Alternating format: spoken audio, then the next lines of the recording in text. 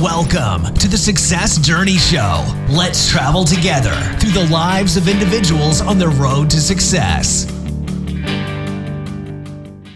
Hey, what is going on, travelers? We are back again for another week of the Success Journey Show. It's Ricky Viktors and Marlon Madden. Marlon, what's good, bro? How you doing today?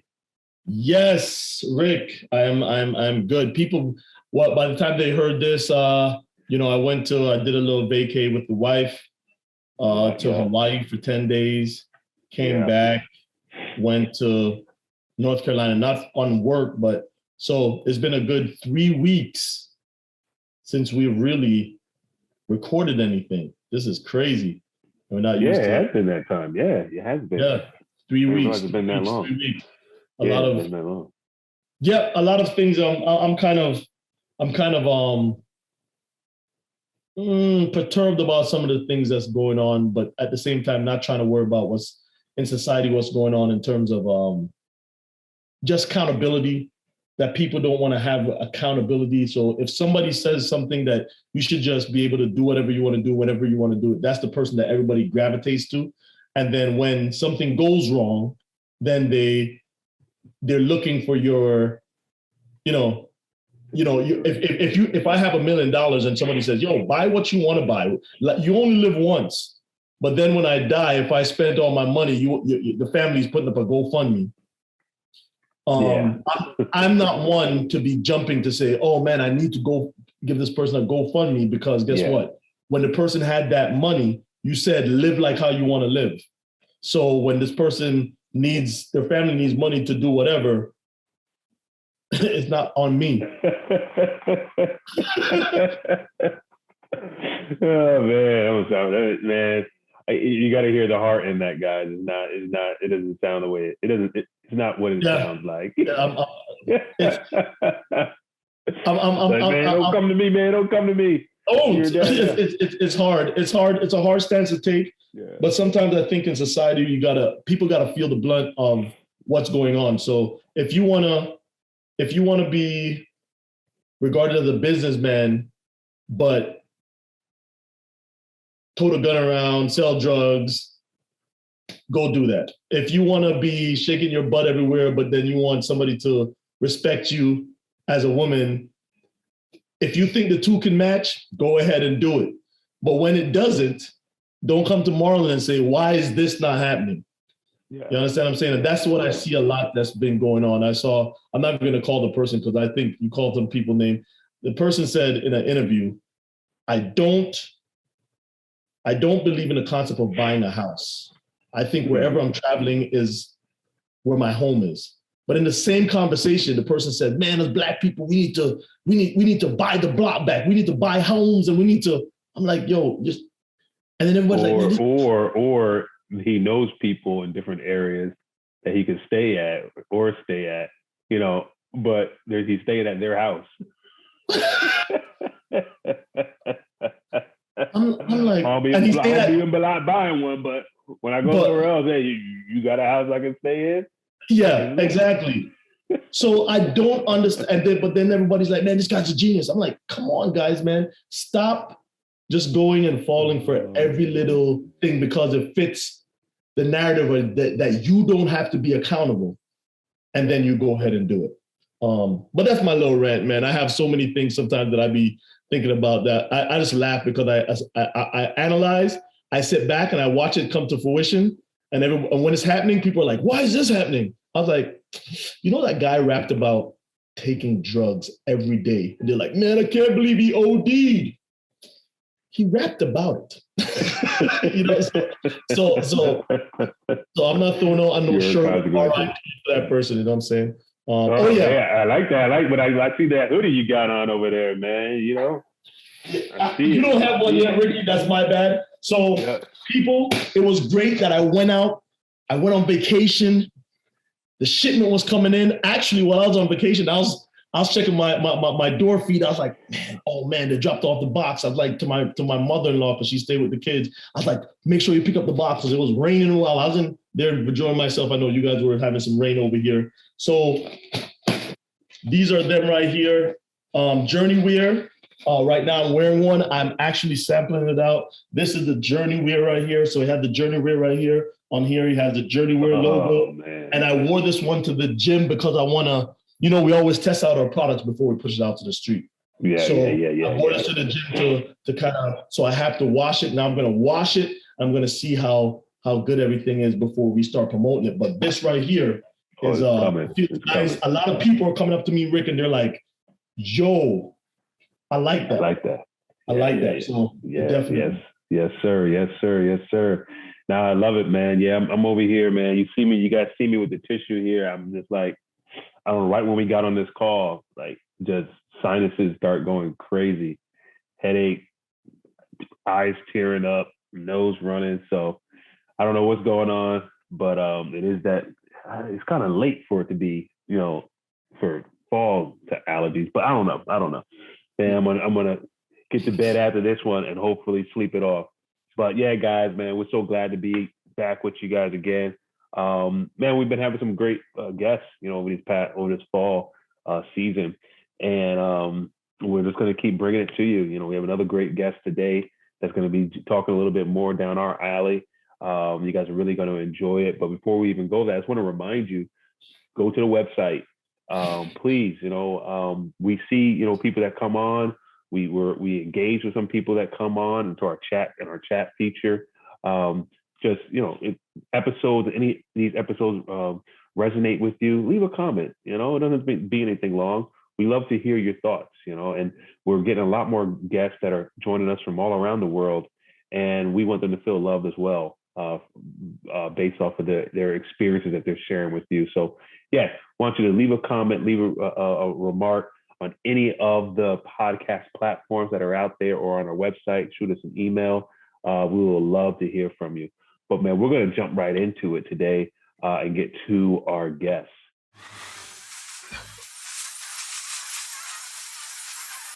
Hey, what is going on, traveler? This is the best part of our show, and we always promise to bring on a special guest that can share the behind-the-scenes journey to their life and where they are now. And today we're going to follow suit with that, and we have none other than Viktor Jiracek. Viktor, thank you so much for joining us today. How are you doing? I'm doing good. Thanks for having me. Oh, yeah. Thank you, man. It's our pleasure. So why don't you start off by just sharing with our travelers just a little bit about yourself? Yeah, so for sure. So my name is Viktor. I live in Gainesville, Florida. I'm in real estate. I primarily do fix and flip. So, you buy the house, you fix it up, you sell it. So that's what I typically do.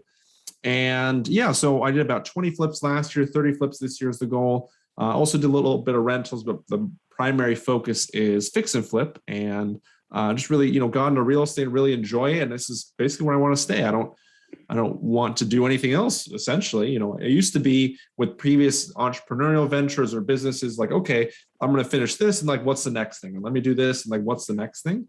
And then with real estate, there's no future projection. There's no future pacing. It's like, this is it. I just do, the goal is to do more and bigger and better. And that's it. That's it. And that's the goal. So it's nice to have that sort of closure, if you will. Yeah, no, I love it. So, you know what, Viktor, I am convinced by what you just said about real estate, and tomorrow I'm going to go out there and start my journey to flip 20 houses next year.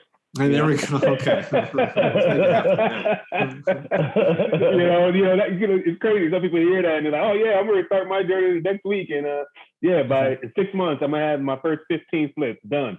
And a lot of times that's what's advertised on these social media platforms and all these different avenues, and people get caught up with it's quick money. I'm going to go flip. So why don't you just share with us before you go into even in depth in the real estate aspect of it, just kind of the person, Viktor, behind the real estate. Like, tell us about some of your background, your upbringing a little bit, school, if you went to school, whatever it may be, so that the travelers can have a little bit more of a picture of kind of your background. Yeah, for sure. So I worked really hard in like middle school and high school. So I eventually wanted to get into like a good college, and I basically did. So, worked really hard, got into college. A lot of my family was engineers. My mom was a chemical engineer, brother's a mechanical, the entire family's engineers. So like, okay, let me just do engineering. Quickly found out like a year or two into like, hey, this isn't for me. I don't enjoy it. I was doing the coursework and the schoolwork. I'm like, hey, this isn't enjoyable. I don't like this. And then also I would be, talking to people who were like 5, 10, 15 years down the career path where I was headed, and also didn't like what they were doing. Like it wasn't anything personal with them. I just saw what they were doing. I'm like, hey, this isn't for me. Basically decided, because I was always entrepreneurial and that always was of interest to me. It didn't make sense to me like to change major, because at that time I still had a full ride, which was great. That's exciting. But I didn't make sense for me to change a major. Like you don't go to college for business. Like you go out in the real world for business. So basically I dropped out. So I was 2 years into it, dropped out, and really went into the business world, and just had, I think my first business was a failure, second business was a failure. And then as I like learned and iterated, like it became less of a failure and more like swung towards success. At a certain point with like the business failures, I wasn't doing well enough. So I got like a corporate job. I was in healthcare. I was an administrator for a home health agency, and realized like, hey, this corporate kind of job isn't for me. Wasn't earning enough. Didn't have the flexibility I wanted. Didn't enjoy it either. So then I got into real estate. I got into wholesaling. First wholesale deal made $3,000. Second one made $3,500. Then with the wholesale deals, I was like selling these deals to fix and flippers, and I saw they would make 20, 30, 40,000. And I was like, hey, I want to get into this. That's I haven't done a wholesale deal since 2018. I've just been fix and flipping since then. And here I am. Oh man. Ask you about those two businesses. What were they, and why did they essentially fail? Sure. So the first business was a wood flooring business. Like we'd refinish wood floors. The second business was I was doing the home healthcare. I was trying to like buy home health agencies in a roll-up fashion, if you're familiar with that. So basically a roll-up is you buy company A, company B, company C, you put them all together. And then because it's a bigger company, you can sell it for more. So I was doing that. I wasn't successful with that though. Why did they fail? So first one with the wood flooring business, I got mentors and I didn't listen to, which was a dumb idea. I basically bought a business. I basically bought a job because it was a small business. It was like making like 50K, 60K a year revenue. Can you break that? Buying a job. Because a lot of people have a business and then they don't understand that factor of buying a job. Please expound on that buying a job, please. Yeah, no, that's fine. So so I was buying the company and it was at 50, 60K revenue a year. So like maybe 5K, revenue a month. But the actual like money it was making is like, I don't know, like $1,000 a month, $2,000 a month. So it wasn't that big. And basically the company I was buying was basically just this one guy, and he was doing the work, like he was doing the wood floor refinishing. He was doing everything, right? So just like a kind of a solopreneur thing. So basically like, what am I buying? And then with the wood flooring, it's kind of like a one-off thing. So as soon as you refinish someone's wood floor, like you don't have to come back, right? You're good for 5 years.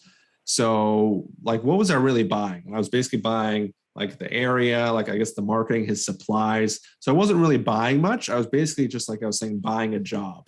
Because like one of my, I can't go back to previous clients. I have to get new clients. So that's the mistake I made. When you buy a bigger business with employees and customers and all that stuff, you're buying something, but I didn't have anything. Buying a dream. So. Yeah. Hey, this episode is going to be real good because you're coming from the engineer space to you tried other companies and then you found something that worked for you. And even in real estate, you diversified yourself because you said you're going first with the wholesaling approach. But you're seeing when you're selling that house to the person that's fixing the flip, their profit at the end of that fix and flip is $30,000. You're just getting $3,000 for the wholesale. Granted, you can move wholesale a lot quicker, but you want the bigger pie. Exactly. You want the bigger pie. So now we're going into real estate. If that's where you want to go, Rick, or you have Yeah. So let's talk about your first. So you're doing wholesaling. Talk about your first deal that you actually fix and flip, the ins and outs, what you learned from that. And your strategy that you went in and even the monies. How did you get the monies and everything for that? Yeah, no, there's a lot to unpack there. So for the first fix and flip, it was actually at first it was going to be a wholesale deal. It's going to be wholesale deal number 3. And basically what happened, like I couldn't find a cash buyer, I couldn't find an investor for it. And basically what happened, this was like 2018. So investors back then wanted like more home run deals, especially with where I'm at in Gainesville. Like they're like, hey, I want to make 50 grand on this property. Like they really wanted home run deals. And I still saw the potential in the deal. Like I know it's not going to make 50 grand, but there's still something in here, like 30, 40 grand in here. But a lot of investors back then were super strict. So like, okay, well, I don't want to let this go to waste. I've been trying to help out. This seller is basically like this out-of-state nurse. Like her mom passed away. She inherited this property. It needed a ton of work. She just didn't want to deal with it. So like, I want to help this person out. So like, I'm not going to give up on this person because I can't wholesale it. So basically what I did, I was like, okay, well, let me just, get into this fix and flipping. I'll, get into this a little earlier than I thought. It's like, okay, well, great. Well, what about the money? Because that's the biggest thing here. Like I have a great deal. Now I just need to get the money. So basically what I did, I found a money partner. Yeah. So I found a money partner. Yeah. Do you want to say something? One thing about this whole thing is people are preaching, you can do fix and flip with zero money. You don't have to have any money. So let's continue right. on. So I had the deal. I basically found what's called like a money partner. So they put in the money to buy it, to fix it up, to sell it. And then obviously I found the deal. So I'd help renovate it and like help manage that and help sell it. So I was like the sweat equity. I was the boots on the ground. I was the person making it happen. They had the money and then we would split the profit. So that's what we did. So we bought it for 105, put in about 30, and then we made about 30K net. And then I got a portion of that. They got a portion of that. So rather than them having money sit in the bank, they made, I think it was over 4 months. They made like, I got a third and they got 2/3, so I made about 9,000, which isn't bad, or 10,000. They made about 20,000. So in the end, they put in, I don't know, like 120,000. They made 20,000 in 4 months. Like that's a great return. Like I think most people would do that. And then it kicked it off. And then I got another money partner and it just grew from there. But yeah, just a great deal. So I didn't put any money into that one and still made a profit. So yeah. Wow. What I want to get to the listeners also, when you say you didn't put any money in, you had to sweat equity, you had to go find an investor, right? And then you had to say, hey, I'm going to turn this around for you in X amount of time and make this happen. So not just that, I understand a lot of people say the zero, I don't have to put in no money, but you still need to find that person that has that lump sum to say, okay, here's the 105 and here's the $40,000 or $30,000 to fix this house up and over a span of time, and they're not worried about their money. So a lot of times people don't understand that that's hard to find. And then when you do all that, you're not going to get the lion's share of that deal. Yeah, which is fair. But again, it gets you started. So, got me to where I'm at today. So I'd happily do that deal again, if I saw it. Yeah. Now talk about just your learnings through that deal, right? You said you had to do all the sweat equity. Were there things that you knew, things that you were figuring out as you were going along? There were things that you were learning as you were exploring or experiencing new things with that thing? And what kind of resources did you go to in order to, make sure that you completed this at the level you want to complete it at? So we kind of just jumped into it. So we just learned a lot as we went, a lot of trial and error. So what we did, which was correct, we did an inspection before we bought the place. Like, okay, cool. So we did the inspection, no big deal. And then there are things that like came up on the inspection report that we just didn't fix, which I guess we got lazy or we just kind of cut corners. So like one thing, like the subfloor wasn't like properly done, is like kind of not rotten, but like something like that. Like it was like, let's say damaged subfloor. We're like, okay, we'll just, rip out the flooring above and like put in new flooring. And then obviously when we were selling that came back up. They're like, oh wait, the subfloor's, broken or that it needs work. It's like, okay, there's stuff like that. We, stuff like, hey, if there's an issue, you should fix it type of thing. But we just didn't know, you just jump into it and like, oh, I guess that matters now. So then now we know for the next time we got to fix that sort of stuff. There's certain things that buyers, future buyers, future homeowners are picky about. Some things they're not about. And part of that is just like the experience of it. So we just learned a lot, realized it's, it's not, it's a process. That one sat on the market for 2 weeks. Like we listed, it sat on the market for 2 weeks and it, got under contract. At first, we're just like freaking out, like, oh, it's been 2 weeks, why isn't it moving? Looking back, like, 2 weeks isn't bad. Yeah, I know. Yeah. So can't be mad at that. So it's stuff like that. Just realizing it's a process. It's a machine you buy, you fix it up, you sell it. Just knowing the numbers. I think we initially wanted to sell it for 200. We sold it for like 170, I think, in the end. Just because, one, we missed repairs, so we had to give up some credits. And then two, we just kind of overpriced it. There's like a lot of these little things, but we had the buffer in there, right? So I think initially we were going to make, 40, and then we ended up making whatever, 30. I don't know the specific numbers, but like we had that buffer in there. So like we still made a profit. So just learn a lot of things, learn a lot of things. And just, it gave me a lot of confidence to do the next one. Like as soon as you get that first check and you're like, oh shoot, this is legit. This is real. Let's make this happen to the next degree. I love it. I love it. And that's where I was going to go next as to, when was that pivotal point where you said, this is what I'm going to do. Like, I'm going to do real estate, right? Because, you went through businesses, and I know in your previous businesses, I mean, they ultimately, didn't end well, but there was some point in there where you stayed and you were like, all right, this is good. At one point, it was good for you, right? One point, it was like, okay, this is going to, and then you came to that realization, like, it was good, but it's not, I'm realizing, no, it's not good for me. I need to transition on to something else. With real estate, when did you say, hey, no, this is good, and this is really good, I want to keep going with this thing and see where it takes me? I think so with this and anything in life and business, and especially making that transition like 9 to 5 to like entrepreneur, like earning your money elsewhere. It's that like cadence, it's that pattern, it's that predictability. So it's not just like, hey, I got one deal, cool, let's quit a job. It's like, okay, I got a second one, and then I got a third one. And it's saying like, hey, I know I can do this with consistency. Like what I'm doing is working. So if I do X, I'm going to get Y. Like, hey, if I was cold calling at the time. Hey, if I make whatever 1,000 phone calls, I'll get a deal. Or that's not the necessary relationship in the numbers, but I know like, hey, if I do step 1, I'll get step 2, and that's a check. So it's having that level of predictability. So somewhere between like number 2 and number 3 and number 4, it's like, okay, well, hey, I'm, doing this and I'm earning money. Like, let's turn this into something. Love it. Talk about, so your first deal, you finished your first deal, you have, you did the first 2 wholesales, you got 3,000, you got 3,500, that's 6,500, you got 10,000 because you got this from the third deal. So now you have essentially almost 17,000. How do you, that's true. how do you maneuver your fourth deal? Do you say, okay, I want to push out this person that I got an investor and I want to get the whole 30,000? Or did you bring back another investor? The person that invested with you after 4 months, I would think they'll be like, hey, Viktor, do we have another deal?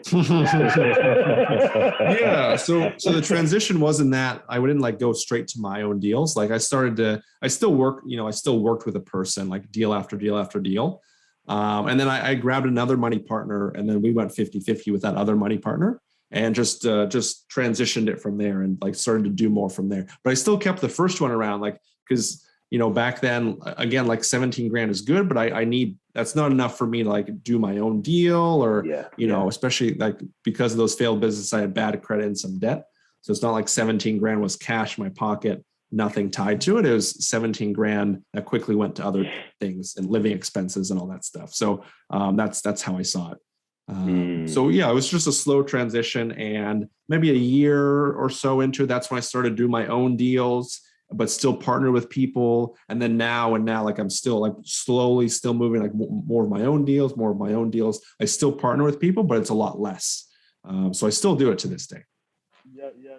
Yeah. So now, with partnering with the people, so are those people hard money lenders or just basically sound investors, or have you ever used hard money to do any of your deals? And tell us your strategy when it comes to that hard money lender. So it depends on the deal. So I've done all 3, like money partners, private money lender, hard money lender, self-funded. I've done all of them. It really just depends on the deal. Depends on where I'm at. Like if I have my own funds, like, hey, I'll go do it. If I'm tight on funds, I'll grab a partner. So it just really depends on a lot of factors. But I've worked with all of the above. And I think you need to. I think you just need to be like flexible to what's going on, especially if a great deal comes across your plate. You don't want to miss out on it. So you want to be flexible. I'd rather get, half of something or even a third of something than, 100% of nothing. Yeah. Mm. Yeah. Definitely. That's a gem right there for you people that are listening. I know a lot of people, it's like what happens in real estate or even in the financial world is somebody ties themselves to a guru. So somebody says, I'm going to do the Dave Ramsey. Hey, Dave, if you ever watch this, I don't know if you watch the Success Journey show, I'm not bashing you. I'm saying his style probably don't fit. Or if you use a Dave Ramsey and a Kiyosaki and a Grant Cardone and do like a mashup of all of them, you could probably be more effective because now you could see, okay, this is the one that works more for me than just saying, I'm going to use the Dave Ramsey. I'm just beating it in the head until it works, and it never works. So in the same thing in real estate, some people will tell you, oh, stay away from hard money lenders. But if you have a strategy to go in and out that deal and then refinance out the deal, or if you're using the hard money lender says, hey, if you finish in 3 months, we'll let you sell the deal. Then you have a strategy. Your exit strategy to me is always important when it comes, especially to real estate. If you have a great exit strategy and it's proven, just go ahead and do the deal, whichever vice it has. Thank you for that. Now, talk about the pains and heartache sometimes of working with partners. Oh, yeah. So, I mean, the good thing about partners is they bring something else to the table. And ideally, like they're going to balance you out. So, for example, like I can find the deals, I can do the work, and they have the money. Like it's a good fit, right? We can help each other out. Some partnerships don't work. Like if you have money and they have money, it's like, okay, well, we have no deals. Like that's not a good partnership. Yeah. But part of the partnership is like the good things is, they can help you fill in your gaps. The bad things is they have their own ideas and ways to do things. You have your own ways and ideas of doing things. So I think definitely when we started, there's definitely like more of that clash, more of that pushback, more of like, hey, I think we should do it this way. I think we should do it this way. So there's a bit of that. As I get more experience and I work with other partners, it's a little easier for me to outvote them just because I have more experience. Like, oh, well, I've done more deals than you. So this is what I recommend. So that's the first part of it. On the flip side of that, on the opposite side of that, there's what's called the golden rule. Have you all heard that one? The golden rule? One to others. Okay. Do it to others, you like them do it to you? I don't know. That's one golden rule. The golden rule is he who has the gold makes the rules. Yeah. So if the money partner has the money, then he's making the rules, or else he's going to, take his ball and go home. So there's no money and no deal. So I think that's the biggest thing, and there's a part of that where it's like, just learn as much as you can. If they're the money partner, work with them, and eventually you can get to places where you're doing your own deal. So just you'll get there eventually, and you might just have to keep your head down a little bit as you're working with these partners. Oh man, that's great. Also, now, have you ever used the Burr concept? I have. Any of you did? Okay. Mm-hmm. Can you walk our we call them travelers because everybody's going on a journey. Can you walk our travelers through what we call the Burr concept? Break down what each letter symbolizes and just run away with it. Sure. So Burr deals, I think it's a great strategy. Burr is you buy, you renovate, you rent, you refinance. And the ideal version of this is like you would be able to get into rental properties and like you're no money down. So the idea is like, hey, if I could snap my fingers and you suddenly have a house that's cash flowing $300 a month, would you do it? And the answer should be a resounding yes, like using none of your own money. So like, then how many times would you snap your fingers? Like you'd snapping like crazy because that'd be a great thing to do. So that's what a Burr deal is. I think Burr deals are great. I think it's the tool in the tool belt. Like it shouldn't be like your only strategy. I like to see it like do a flip, do a Burr, do a flip, do a Burr. The thing about Burr deals, not a lot of people talk about, there are a lot of fees involved. Typically when you buy it, there are fees, especially if you're using hard money. When you refinance it out, it's fees. And there's a lot of fees in there. So as long as you're, putting that into your numbers, I've done a lot of Burr deals and it's like, sometimes you keep like 10 grand into the deal, like cash, 10, 15 grand. So then it's like, okay, you're just less able to do so many Burr deals. So I would just keep that in mind. But I think, I think it's a great strategy, but that's why I say like do a flip first, because then you make 20, 30, 40,000 on a flip. Great. You can do 2 Burr deals, or you can do, whatever many Burr deals. And it just opens you up to really doing a lot. Man, this is great. Cause usually, being that you did so many deals, you've seen so many different, facets of real estate. Mm-hmm. And, can you talk to us also about something, comps? How do you get your comps for your area? Of course, now you probably know it off the back of your hand because you've done it so much. But initially, the comps and your team that you put, talk about your team, because the team helps that, especially if you have so many things going, you have a person for every section. So talk about the comps and talk about your team that you put together in order to hit all your objectives. Yeah, sure. So there's a lot to talk about there. So let's talk about comps first. So I honestly, for comps, I just use Zillow. Like Zillow has like a feature. I just look at the little map. You can like a little zoom in on the map and look at the neighborhood. I don't use PropStream. Nothing against PropStream, but I've just seen they're really inaccurate. Like I was about to list a house here recently, and the PropStream value was like 180. And then I was going to list it for like 230. And I think it went over asking for like 240. So it's just like, they were just way off. So I like Zillow. Zillow's estimate is all right. It'll put you in the right ballpark.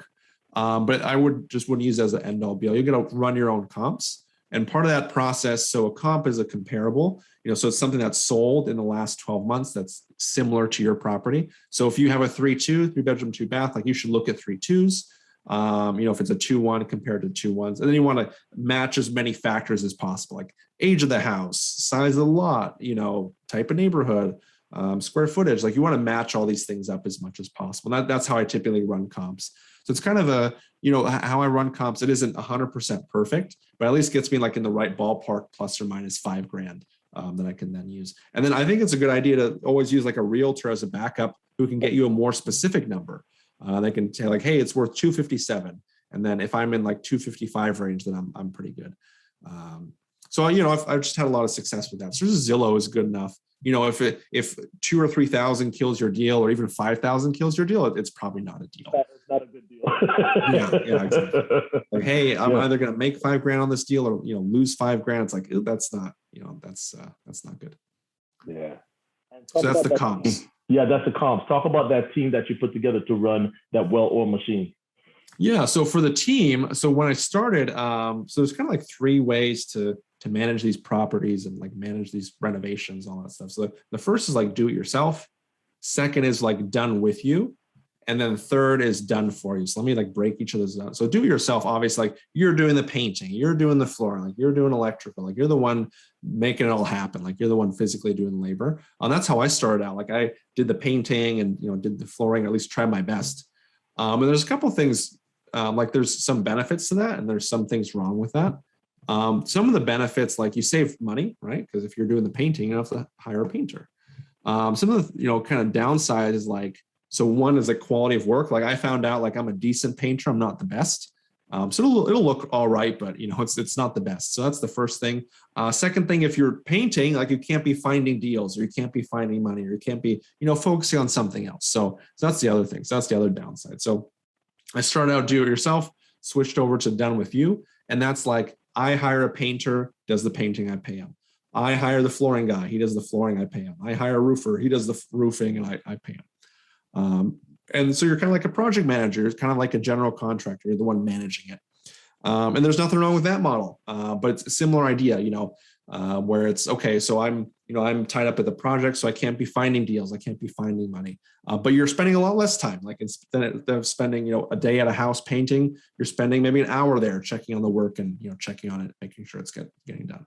So then I went from that phase to done for you. So right now I like a project manager. So she handles the projects. So she does what I used to do, like hires the painter, okay, hires the flooring guy, just manages the project to make sure it's done right. You can also use a general contractor, but that's the rough like team where I went. So where I'm at now, it's still a pretty lean team. So it's me, it's this project manager and assistant, and that's pretty much it. So we just keep it super lean. just keep it going that way. But that's pretty much it. That was the journey, and that was the entire thing. There's nothing wrong with each phase, but each phase has like its pros and cons, like do yourself versus done for you. The biggest thing is trade-off, and the trade-off is time and money. So if you do yourself, you're going to save money, cost you time. If you're going to do done for you, it's going to cost you money, save you time. So just based on where you're at and what your desires are, what your goals are, you're just going to make that designation, make that choice. Mm-hmm.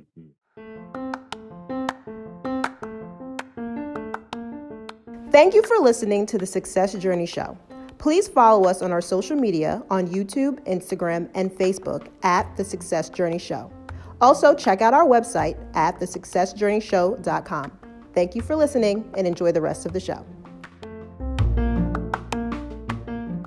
Because I think the way you did it in the 3 steps, that if you went through the 3 steps, now you're able to walk to a project. And if somebody says, hey, I have the house down, Viktor, I have a house down here I'm selling. Could you come check it out?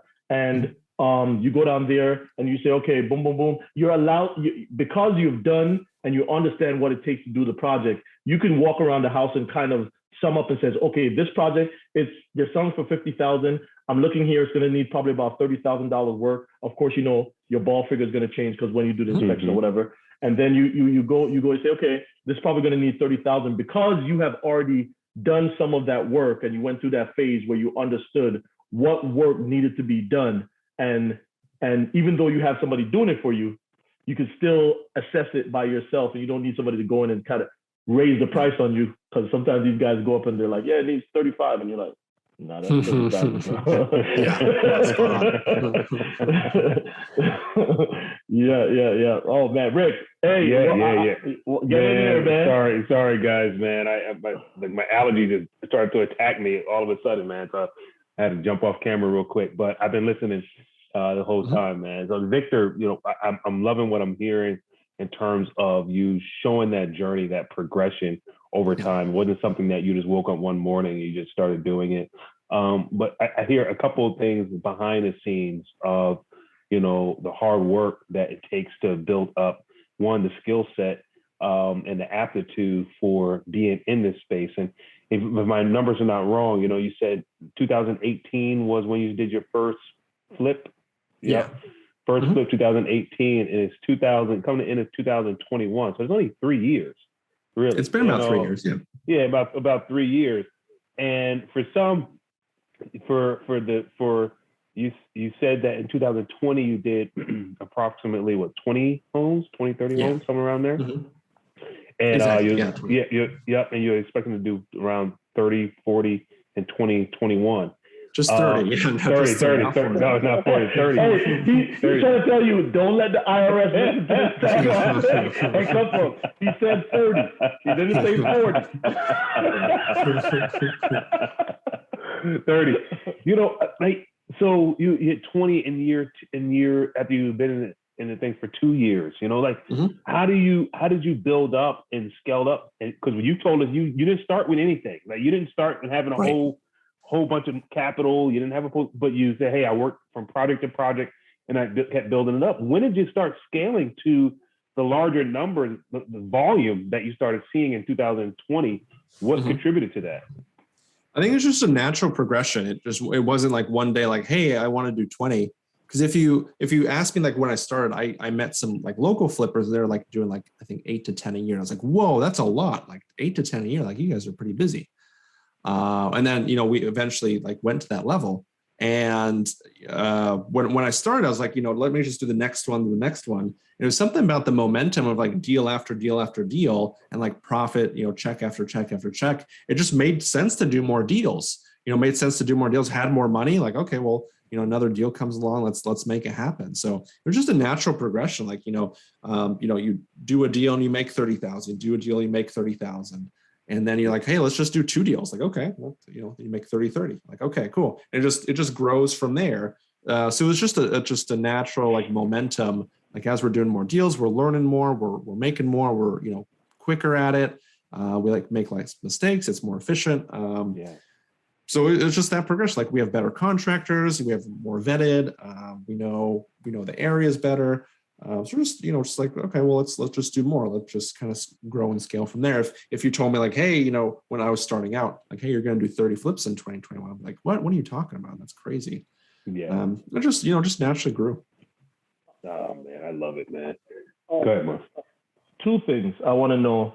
So your investor, what do you require from your investor in terms of, do you require them to take down the deal on a conventional loan? If they're going, say the house is 105, I'll take your first deal, you're 105 and you're putting 30. Do you require them to come with the 105, or do you require them, you're going to go in, get a conventional loan for the 105, and then they'll put in 30,000 of their own money to do the rehab, and then when you sell it, it works out that way? Or do they usually come with all cash, 105 cash, 30,000 for the rehab, and then you go that way? Of course, that'd be the most preferred way. And then, yep. How do your investors manage that portion? Because there's people that probably listen here. We always look about people that want to learn to flip, but there's some people that have money, and like you said, they're going to trade off time for work, and they'll be like, well, I'll just invest money and make money on the back end versus me having to manage the deal. So for the investors, what would you require of them? It is gonna depend on the deal. So sometimes, like that first deal, like they came up with all the money out of pocket. So they came with the 105 plus the 30 for renovation. So they came out of pocket 135. So for the full amount. So that's one way to do it. So I've done it like that. I've also done it before where we get hard money, and typically just approximate hard money. Like hard money puts in 90% of the purchase price, 100% of the repairs. So then you have to come up with like a little down payment of 10%. It's like, okay, we've got to come up with this down payment of 10%. I'm, spread out on these deals. Like, let's have this investor come in for that 10%. Then we can, split the deal. So I've done all different ways. But that method works too. It depends on the deal, depends on the numbers. Like if it's a smaller deal, as you can imagine, like there's a deal I bought here recently. I was like, we bought it for 18,000. We put in like 15,000. We're like selling it for like 75,000. So for that, it's like just do all cash. Like, okay, great. If it's a bigger deal, like, buy it for $250,000, put in, 70,000 and sell it for more. It's like, oh, well, just, that's a big check. So let's do like hard money. Let's be a little more creative. So again, it depends on the deal. It's not like a cookie cutter, one size fits all. It just depends. Okay. And also now talk, being that everything is shooting up, the real estate, everything is shooting up. Talking about your profit margins that you're seeing now versus 2018, which is not that far away or in the past, but talk about the profit margin from then till now. Yeah, so for sure. So our profit has gone up, which is good. I think that's part of it. Like we know what we're doing and like we're more efficient. Also prices are rising, which makes, appreciating, which makes life easier. So that's a big part of it. I'd say, what would I say? With flipping, like you're on both sides of it. So you're buying it, you're selling it. Yeah. And my general theory is it's always the same amount of difficulty.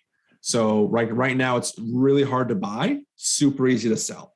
And it's going to be some sort of level of that. So even in 2018, like it was easier to buy, a little bit harder to sell, but it was still like the same amount of difficulty probably. So that's the same sort of thing now. So it's the same amount of difficulty. If you get a deal, it'll, and you price it properly, it'll go quick. Good. Mm-hmm. What can you share with our travelers? Just how do you prep yourself for the resiliency that you need to have to go through this journey? Yeah, how do you mentally get yourself there? Yeah. I don't know if there is a way to prep. I think you just go through it. I think, well, if I have to think about it, I think it's little wins. If like little wins and momentum, like that's a tough one. Yeah, I think it's like little wins over time, especially in life. Like it doesn't have to be business wins. Like, hey, I went to the gym and I did a personal record. I did a PR. Like that just bleeds through to real estate. I don't know if there's a way to learn the resiliency. Like you just learn it by doing it. You trial by fire, you learn it by getting into it. And if you make it, great, and you'll reap the rewards. If you don't make it, then you don't make it. But I don't know if there's a way to practice it. I think it's just, you just got to get into it and you'll see what you're made of. Yeah. How do you? I mean, you mentioned something in that comment. I want to stretch on a little bit. Mm-hmm. You mentioned, hey, I got a PR in a gym, and that has kind of triggered a question in my head. How do you keep the balance of moving in this fast-paced place of 20 flips, 30 flips in a year? That's even though you're not doing a lot of the work, there's still a lot of management behind the scenes that you're organizing, making sure everything's in place. There may not be a whole bunch of hours, but it's still hours dedicated to it. How do you balance your life, or what does a balanced life look like for you while you're growing at this steady pace? Balanced life. Yeah, I think it just makes sense to take time off and like to get rest. And I'm a huge proponent of like exercise and going to the gym. I think that helps. Yeah. It kind of helps deal with stress and that sort of thing. There's what's interesting about like the flipping and all that, like it's not like it's that much. Especially with real estate, like you guys will find this out, as you do it for your listeners, like it's a lot of like a flurry of activity, like activity, nothing. And it's just hurry up and wait. And then activity, nothing. So it's almost like juggling is how I'd liken it to. So, if you ask them like, hey, can you juggle, 6 things at once? Like, yeah, you can, because you're not dealing with each thing one at the same time. Like you're dealing, you throw one up, you catch one, you throw one up, so you're that's how it is with the 20 or 30. So at any given time, we might have, 10 to 15, and then some might be under contract ready to sell. So we're just waiting for like inspections and appraisals, one of which might be in the middle of renovation. Maybe we're waiting for the painter, one of which is like under contract, we're about to buy. So we're just waiting for it to close. So it's not like we're dealing with 30 properties, like every second there's something going on. It's like, again, it's kind of like juggling, like something's going on, you deal with it, something's going on, you deal with it. So it's like that. So it sounds like it's a lot, but it really isn't. Yeah. And tell us also, when you mentioned it, I mean, you have so many great nuggets in this, during this podcast. And I've been writing down different phrases for titles for this one. Yeah. Okay. A couple of them I got is one real world MBA. When you share, hey, do I get a business degree or do I go out in the real world and learn business? And then also buying a job. Those 2 things resonated with me. But that's just sharing. But as you're going through now, one of the things you mentioned was, hey, when you get around to your first deal, hey, my credit wasn't where I wanted it to be. I had some debt, things of that nature. As you're in this entrepreneurial journey, how did you, in order to continue to win, how did you look at just managing, hey, all right, here's what I need personally to be in a good place. And this is also what I need business-wise to be in a good place. Because a lot of people, I don't care if you went to an MBA, whatever it is, sometimes they just can't get that concept right. And sometimes they're taking too much from the business and putting it to personal, or not bringing enough to personal, and the business, it just all scrambles. So how did you kind of walk through that, figure that out, get credits in better places and all that kind of stuff? So especially when I started, I wasn't good at it. So I've gotten slowly better over time.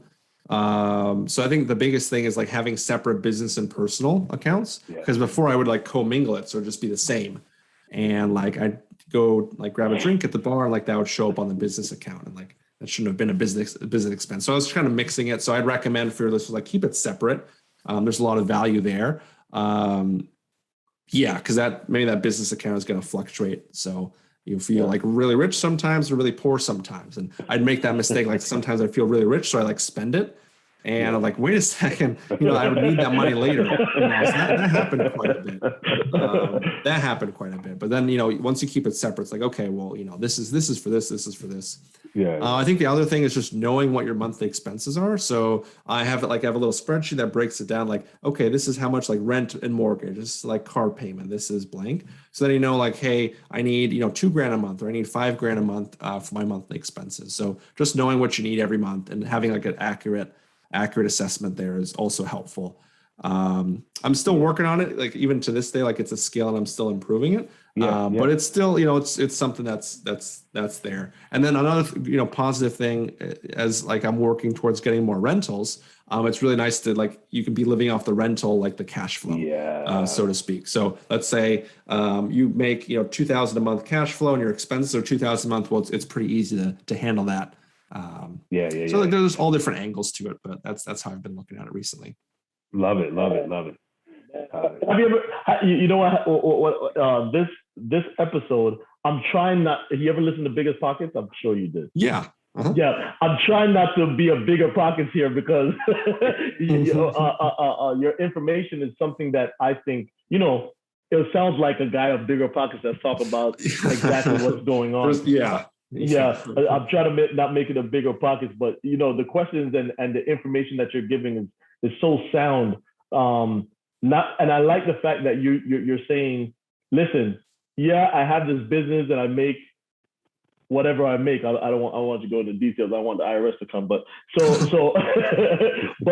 but at the same time, just like you're saying, the budget sheet. Ricky and I have been preaching that since almost our first episode.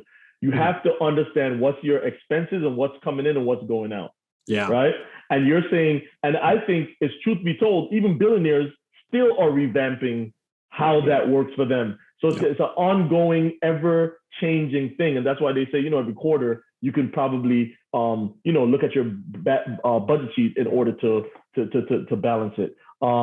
I wanted you to talk about one of your deals because sure. The 64,000 profit that you made on that deal. Walk us through that one so that our listeners could understand that one. Mm-hmm. Yeah, so this was a deal. So we had 64K net profit. So that's after all expenses, but before taxes. So the thing is, we almost passed on that deal. Like we almost didn't do the deal, which is surprising, especially like, oh, we made 64,000. Why would you have passed on it? So here's what happened. So we got this deal from a wholesaler. It's like, okay, cool. We walked the property. It's like, okay, this is potentially a deal. Kind of went back and forth with them on price. And kind of went back and forth on them on price. Finally came to a price, sell on a price. Like, okay, cool. Got it done. And basically what happened, so the wholesaler promised to the seller, like, hey, when we sell this thing, you're going to walk away with like 20 grand. You're going to walk away with 20 grand and you'll be able to live your life. And turns out like they misinterpreted the payoff. So basically when you're selling a property, there's what's called a payoff for the mortgage. So like you got to pay off the mortgage to own the property, right? And that's the mortgage company gives you the payoff. So the wholesaler totally got it wrong. So they weren't going to walk away with, I think, 20 grand. They had to come to closing with 7 grand. So they were like 7 grand in the hole by selling the property. So obviously the seller wasn't happy. The wholesaler didn't handle it pretty well. They were like, they were like threatening to sue us and like, hey, we're going to, it was an older seller, like an 84-year-old woman. She's like, we're going to call elderly abuse on you. And I'm like, well, we're just trying to buy our house. And like the payoff didn't go correctly. So there's this back and forth. So we almost backed out there. Like, should we even deal with this? Like, I don't want to be accused of crazy things like this if it's not a deal or if it's not, for no reason. So we almost backed out there. We're like, we think it's still a deal. Let's pull through. So we pushed through, closed the deal. Okay, cool. We went through the property. So we did an inspection, did a mold. Like we found out like there was mold. So we knew that. It turned out to be worse than we thought. So we did like mold stuff. The first quote we got for mold remediation was like 23 grand. And we're like, whoa, that's going to mess up our profit. We're not going to make too much. Like maybe we should pass on the deal. So we talked to the neighbor. The neighbor wanted to buy the property initially. And he was a mold remediation guy. So he's like, oh, I'll just do it through my company. So we offer the property to him like, hey, we'll just sell it to you at break even. We don't want to make $1. We'll just sell it to you what we bought it for. Because we had other projects at the time. So it's not like, oh, we have to do this deal. It's like we had other projects. So like, what if we just sell it to him? And luckily he changed his mind. He's like, I actually don't want the property anymore. So like, oh, okay, great. So like, I guess we're dealing with this thing now. So then we got another quote for mold remediation. It was like 15 grand. We got another quote and it's like maybe 7 grand. So like, let's go with the 7 grand. And we got it done. Then we did the rest of the renovation. And then we sold the thing and everything after that was smooth, but we almost backed out, when the wholesaler was giving us grief, we almost backed out with the mold and we almost didn't do the deal. We almost, made zero. We ended up making about 64K net. So we bought it for like 78. We put in, I think, about 60, and we sold for 200. So, you know, it was a good deal in the end. But just goes to show, like, sometimes you don't, like, just trust the numbers. Don't let, like, fear overtake you. You know, trust the process. Don't let a little bump in the road or what one person's opinion, like, affect your deal. There's a lot of good nuggets in there, but yeah, so that was a good lesson learned. I would have, you know, I'd do the deal again today because it was such a good one. That probably helps you build up that resiliency, even though, like you said, you just have to be in it. You just have to be in it. From start to finish, how long did that deal take you? I think we bought it in November and we sold it, I think it was like 3 months, like 3-4 months. So super quick. In 3 months, you made somebody's salary. Basically, that's one way to put it. Yeah, that's one way to put it. Yeah, that was a good deal. That was a good one. Yeah, that was a very good deal. That's a very good deal. Oh, man! Wow! Yeah, man. So, Rick, I don't know if you have any other questions, man. I'm telling you, this is this. I'll tell you, I'm a real estate guy, and it's been an honor and a pleasure talking to you. Oh no! Yeah, how old are you, by the way, if you don't mind? So I'm 27. Yeah. 27. 27. So, man. And Ricky, you do this part. I'll let you do this part because you always do travelers and you give the nuggets, you sum it up. Yeah. Travelers, man. 27 years old. So 27 years old. He would have went the engineering route. He would have just finished his master's probably 2-3 years prior. And he probably would have tried to get his professional engineering license or whatever it may be, or PhD or something in that realm. And could have been okay. Could have been fine, right?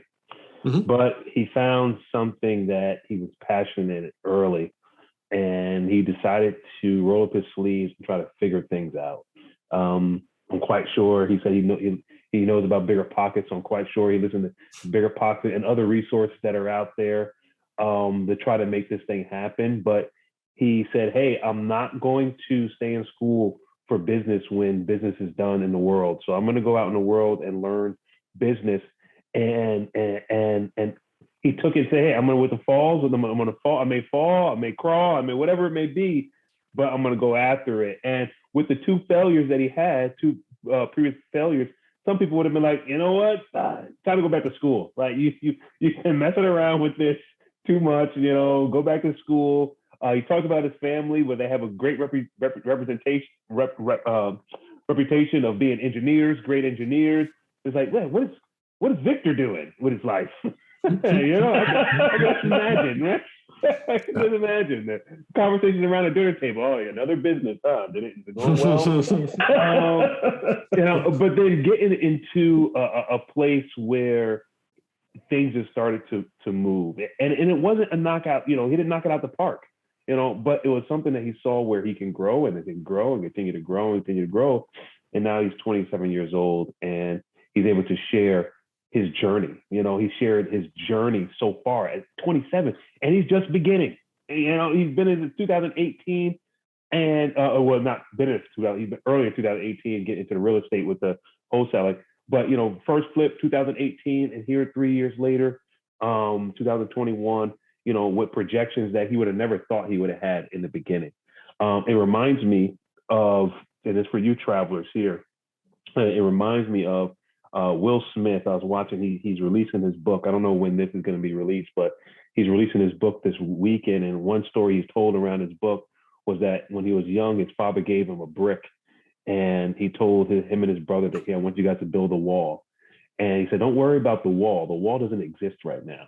But what does exist is this brick, right? And I want you to take each brick and lay each brick perfectly. Why? Because you can do that. You know, don't think about building this huge wall and this huge building. No, I want you to just be concerned about what you can control in your hand, and that is this brick. And by the time a year later, they had a huge wall built. And that right there is just a testament of what Viktor is sharing right now and saying, hey, he didn't have all the answers when he started. He doesn't have all the answers today. But what he's doing is every single opportunity he's learning from it. Every single moment he's growing. And that growth is building him up even more, building up his experiences, building up his opportunities. and continually to build that wall, whatever that wall is for him in his life. So Viktor, man, we really, truly appreciate you coming on today and just sharing your journey. And I hope I summarized it right for our travelers, and just for them to really just take this thing, whatever it is that they're passionate about, whatever it is that they're trying to figure out in their life, and just take it in bite sizes and let it grow. And one thing I want to ask you before we let you go is, if you can go back to that, that student that was going in. I'm engineering by my trade, but okay, nice. mechanical engineering, right? And I just started real estate 4 months ago. There we go. Nice. Yeah, and I'm 38. I waited until 38 to do it. So definitely resonates with me. And so if you can go back to that young freshman walking in on campus, very first day, going to be an engineer, and you can have like 2 minutes or a minute to pull them aside and say, "Hey, Viktor, let me talk to you real quick." What would you tell us? Oof. Oh, that's a good one. So I think the first thing with that, like I probably wouldn't listen to myself. So I mentioned like the first story, like I bought a business, I went against my mentor's, advice. Like I probably, whatever I'm going to say for the next minute, like I'm just not going to listen. So that's probably the first thing, just to note. So just for that, so that's clear. Because I was just kind of stubborn, like, hey, I know you're saying do A, but I'm going to do B, because I don't know why. So that's probably the first thing. What else would I think the biggest thing is just keep going. I could like summarize it basically in 2 words, like just keep going, because it's really hard. Like when like business number 1 fails, like you're about to do number 2, and like, okay, business number 2 fails and you're about to do number 3. Like, you don't know, like with where I'm at, it's easy to look back and like, oh, obviously your next one was going to be successful because you learned and you improved and all that stuff. But like from number 2 to number 3, like you don't know that. So it's just, there's so much value in, keeping going. I like to liken it, like if you guys know bowling and like you have the bumpers on the bowling just for the kids. So, basically like if you throw I still use those ball, today, man. No, I'm joking. Basically though, like if you throw a bowling ball hard enough, like it's going to hit the pins eventually, like even if it'll bounce, every second and, but it'll eventually hit the pins. And that's the value of keeping going. Like you don't have to hit it in a straight line and hit a strike, but if you just throw it hard enough or keep the ball going long enough, like you'll be successful. That's how I see it for real estate. That's how I see it for business. Obviously you got to like change your approach, and you got to, listen to feedback. Like if you keep doing the same thing, you're going to keep getting the same results. But if you keep going and you keep like listening to feedback and improving your concept, getting more efficient, optimize, like you'll eventually get there. It might not be as soon as you want. It might not be as quick as you want because it takes time, but you'll eventually get there, and you'll look back and like, yeah, this was worth it. So that'd be the advice. Like just keep going. Love it. Is there, if people want to get to you or I have $1 million, but I love what Viktor said, and I just want to invest in Viktor. How do people reach you if they want to get some information from you? Because you're not only you also teach this to other people, correct? I do. Yeah. Okay. So I also mentor people. So I do it myself. I also mentor people nationwide. So folks want to reach out. I'm active on Facebook. So Viktor Jiracek, you'll find me there. I also have a free Facebook group, 6-Figure House Flippers. So folks want to join there. There's a lot of free resources like case studies. I do deep dives on deals, like a lot of good stuff, repair estimate guide. So it's all in there. So that's the best place to reach out, is just on Facebook. Love it. Well, travelers that we told you is going to be a good one. For all of those that have been following our journey with real estate, this right here just goes right with that, and just sharing a little bit more information, deeper dives, different concepts, things that we listen to a lot, and we're glad that we didn't plan this with Viktor to him to share anything about real estate. This is not planned at all. So him coming on and sharing his information is just perfect timing. So we really want you guys to go listen to our podcast. Not only listen, but leave a review, leave your comments. Tell us what you learned in this group. Ask your questions on our reviews, whatever it is. Shoot us an email. Go to our website, thesuccessjourneyshow.com, and connect with us.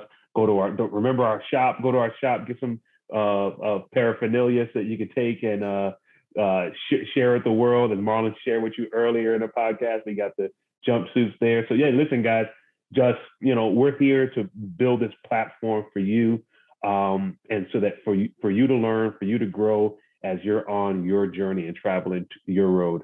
So we want to thank you again for joining us, and we'll see you again next week at the same time on the Success Journey Show. Everyone have a good one. Peace.